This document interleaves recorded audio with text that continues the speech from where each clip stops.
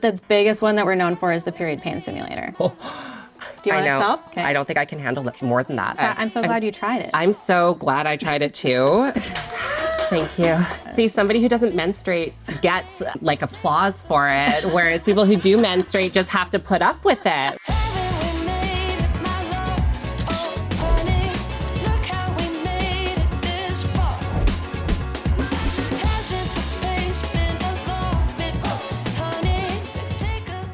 I'm here in East Vancouver at the headquarters of Some Days and Isle to talk all things periods. So let's head in. Well, hi there. Lovely to see you. Nice to see you. Thanks for coming. Tell me a little bit about Some Days. So I founded Some Days about 3 years ago. I struggled with endometriosis my whole life, chronic pelvic pain.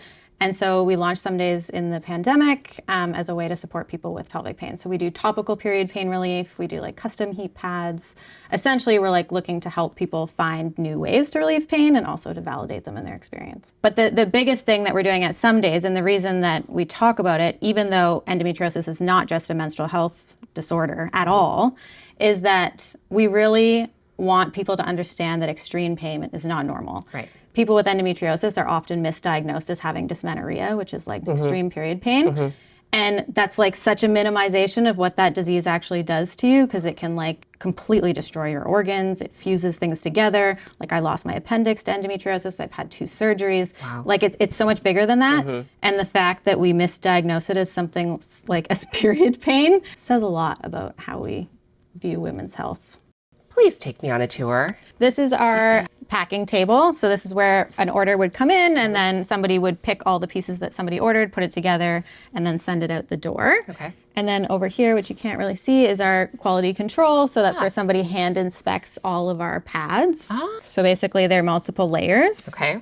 So there's a leak-proof layer on the bottom, and then there's a terry cloth center, something like a microfiber, and then a top layer that wicks, so pulls the moisture out so it doesn't feel wet all day. Okay. Yeah, So you just kind of like put them in the sink, you rinse them out, and then you just throw them in the wash, or you can fully wash them out in the sink. Right. Why one mini and why one larger size? So just different body types? Yeah, so different flows. So a mini, so this one is a liner, so this would kind of be just like for every day, maybe not necessarily leak proof.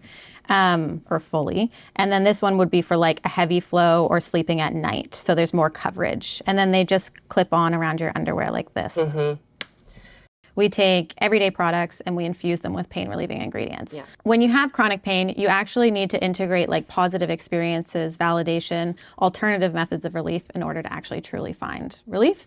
By creating products that are enjoyable to use, we can help people kind of like break down that intense central nervous system sensitization and create positive associations. So our best-selling product is Cramp Cream. It comes in 5 million sizes.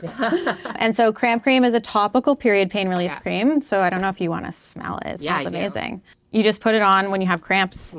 Works instantly, lasts about 3 hours. And then Hot Spell is like a bath, so a pain relieving bath. We do pain relieving teas, soaks, dry brushing, castor packs. Essentially what we're trying to do is, a lot of people think that one size fits all works for pain, and that's not true. As we saw, and as we've been talking about, pain is highly subjective.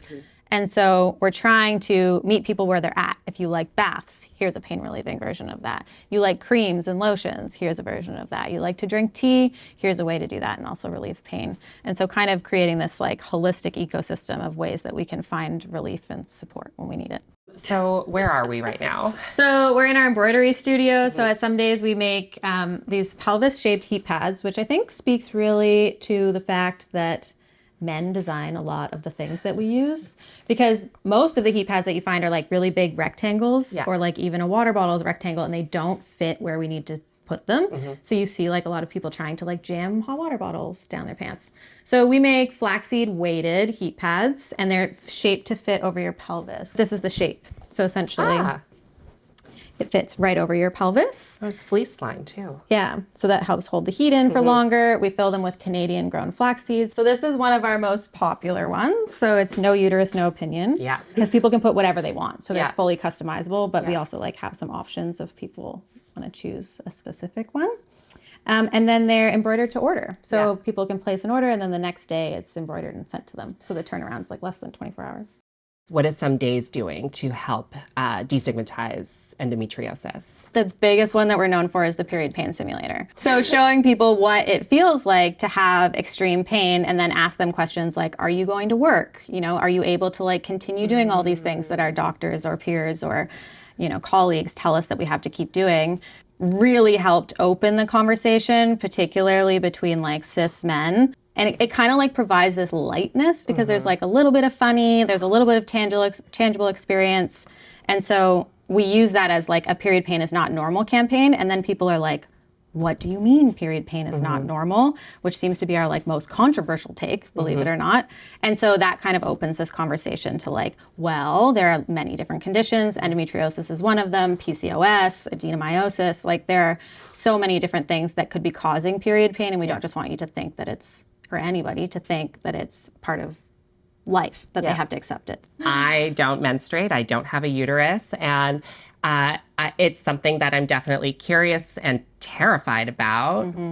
So I would love to experience the period simulator. Is love the right word? It does walk up like one level at a time. Okay. And so you can turn it off at any time, unlike real period pain. You have a little more control over the experience. Okay. Basically what you're going to do is you're going to peel these off. Okay. And then you're going to stick them where your ovaries would be. Okay. And so your ovaries are closer together than you think. Yeah. So okay. Here. It's like pulsing, but one is not so bad. So let's step it up. So most people that have tried it say that around a 7 is average. 5 is like when it starts to feel the most like a cramp, 7 average, and then anything above 7 we've kind of deemed not normal. So this is a 4. Oh my God. So we're at level 5. It like my instinct is to want to bend over. Well, it's called the period hunch. Like literally people are doing. Yeah. Oh my God. Okay, so this is a 6. So you're almost at the average, which is wild, right? Like that's wild. How are people expected to just pretend like nothing is happening and hold a conversation? I'm sweating right now. Yeah, that also happens. A lot of people who have pain that try it are like, oh, I'm probably a 5. And then they get up to like 8 or 9. And they're like, oh, this is what it. And so people routinely underestimate the amount of pain that they're in. It feels like I have to go to the bathroom really badly. You okay? Yeah, I'm You're good. at a 7. Do you want to stop? I think I want to stop. Okay. I don't think I can handle more than that. Yeah, there are so many symptoms, like having to use the washroom more frequently. You're going to throw up. You're sweating. It's very hard to concentrate, as I'm sure you just experienced. Yeah. Like, and you're expected to go to meetings and things with this happening. I'm so glad you tried it. I'm so glad I tried it too. Thank you. See, somebody who doesn't menstruate gets like applause for it, whereas people who do menstruate just have to put up with it. Social media, TikTok. Let's chat about it. You have literally billions of views on your page. What has that experience been like for you? We put some videos up. I think that we had like 10,000 followers, just kind of talking about pelvic pain and talking about my experience with endometriosis. And then I think like our first viral video was of my surgery. So I shared like basically filmed my whole journey.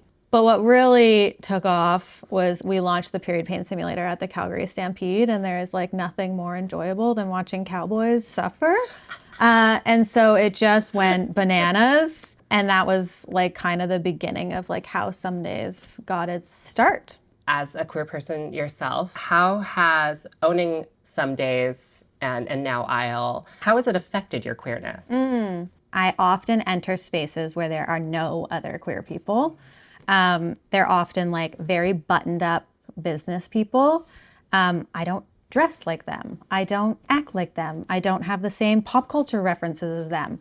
You know, they ask me about my husband, and it's always stressful. It's always like, what do I wear to this event? Like, how do I show up? Am I going to find people who I resonate with or I can connect with? It's like, how do I polish up? And like, how do I fit in? And then this like constant battle of being like, why do I feel like I have to fit in?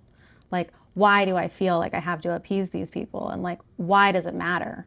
And then I think the second way that being queer has really impacted me in business is that a lot of the opportunities I get are related to being queer, which is a positive and a negative, you know? And so I go to a conference, and not to toot my own horn, but I've done all sorts of very cool business things. And I love talking about business, but they want me to get up and talk at a business conference about being queer. And so it's this like really interesting balance of, it's so important, I want to share about it. I really want to like lift up other queer entrepreneurs and people in business. And so I love being vocal about it. And also like, I want people to see the other things that I do, like, and see the like completeness of me as a person. Plans for Pride? I'm going to rest. Okay, yeah. Pride. I'm going to give myself the gift of rest. Vancity does do Pride 365 days a year. I know that because my partner, who's queer, just filmed a commercial for Vancity. And then we were all at a dinner with our queer friends. And then they were like, oh, we're in the commercial. And we were like, oh, all the gays are at Vancity. So I do know that because I've seen Vancity show up in our community and people interact with Vancity over the entire year. Absolutely.